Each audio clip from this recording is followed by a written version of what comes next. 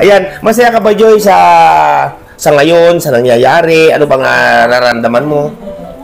Opo, sobrang saya po na ano po na kahit po maraming mga negative na nare-receive po ako, mas madami po yung nagmamahal po at nagsusuporta. Ayan. Kaya, thank you so much po. Ayan.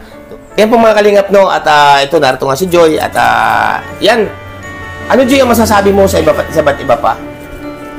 Ano po, naghingi po ako ng pasensya po sa kung meron po akong nagawa pong mali, tas hindi po kayo nagustuhan o na-disappoint po kayo sa mga nagawa at nasabi ko po, yung mga nakaraan po sa naghingi po ako ng sorry po kasi hindi naman po ako perfect. Sabi nga po ni Kuya Andy, wala naman po perfect tao. May kanya-kanya rin po tayong kanya-kanya po tayong pinagdadaanan, meron po tayong Kaya naghingi po ako ng pasensya po. Sa patuloy naman pong nagsusuporta, thank you so much po kasi patuloy po kayong nagsusuporta kahit na maraming negative comments. Ayan, ano masasabi mo doon sa mga nagsasabi ng negative? Humingi ka ba sa kanila ng pasensya? Kahit wala naman perfect, paano ba yun?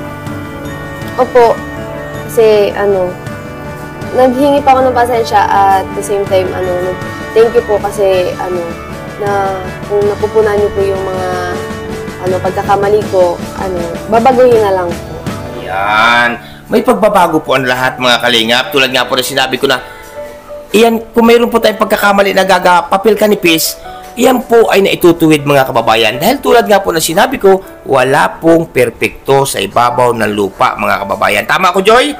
Ayan. Kaya po, ito, narinig po ninyo na humingi na po manhin kung ano man ang mga nangyari itong mga nagdaang linggo, nagdaang araw, nagdaang buwan, ay kung sa akala po ninyo ay may maling ginawa si Joy, abay, yan po na may naitutuwid. Pangaralan po natin mga kababayan dahil bata pa naman po ito. Hindi mo pong bata na musmusa, dalaga na po ito mga kababayan.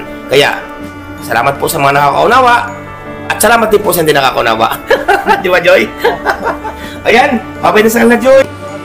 Ayan, sa mga Eric TV Lingap Stories, tuloy-tuloy ka lang po. Kung muna sa inyong ginagawa. Shout out kay Eric TV Lingap Stories.